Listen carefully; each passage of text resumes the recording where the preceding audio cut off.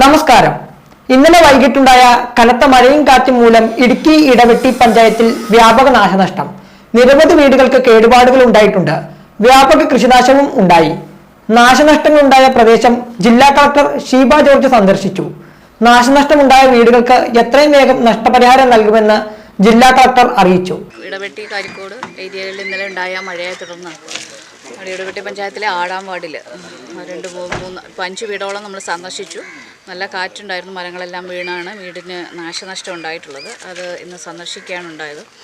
അപ്പോൾ ഏകദേശം എല്ലാ വീടുകളും തന്നെ ആസ്പെറ്റോ ഷീറ്റുകൾ പോയത്, ഭിത്തി പോയത്, അതുപോലെ മരം വീണ് ഡാമേജ് ഉണ്ടായത്, ഇങ്ങനെയുള്ള വീടുകളാണ്.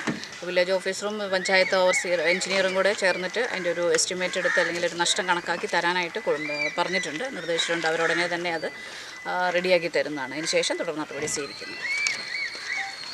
കഴിഞ്ഞ ദിവസം ഉണ്ടായ ശക്തമായ കാറ്റിലും മഴയിലും 4 വീടുകളുടെ മേൽക്കൂര നഷ്ടപ്പെടുകയും മരം വീണ് 2 വീടുകൾക്ക് ഭാഗിക കേടുപാടുകൾ ഉണ്ടാവുകയും ചെയ്തിട്ടുണ്ട്.